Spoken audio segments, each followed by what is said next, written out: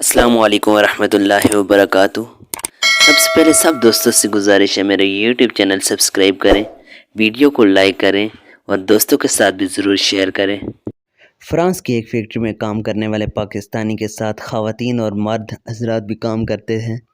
Factory में 50 साल की एक फ्रेंच खातून एक दिन उसे कहने लगी कि सुना है तुम पाकिस्तान के लोग औरत के हकूक़ नहीं देते, इन्हें घर में बंद रखते हो और काम भी नहीं करने देते। नौजवान ने लेडी से सवाल किया कि आपको काम करते कितना अरसा हो गया। जवाब मिला, जब मैं 18 साल की थी तब से नौकरी कर रही हूँ।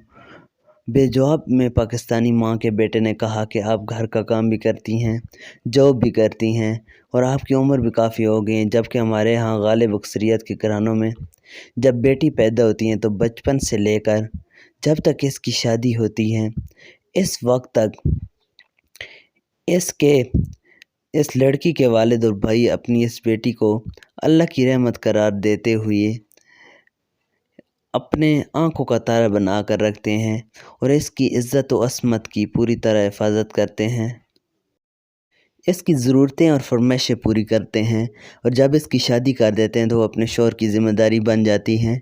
अब इसकी तमाम ख्वाहिशात और ज़रूरियात इसका शौहर पूरी करता है और जब वो आपकी उम्र में पहुंच जाती हैं तो तब इसके बेटे और बेटियां इसको अपनी जन्नत कहकर पुकारते हैं और अपने हालत और पोजीशन के मुताबिक इसकी खिदमत करते हैं।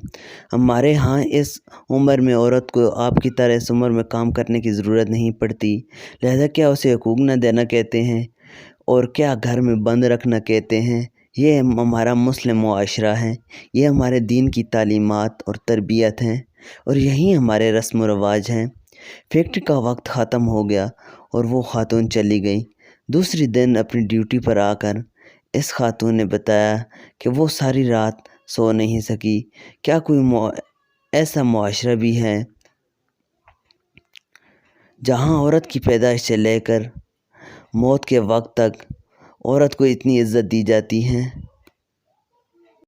दोस्तों इस चैनल को सब्सक्राइब करें, वीडियो अच्छी लगी तो इसको लाइक करें और दोस्तों के साथ भी ज़रूर शेयर करें।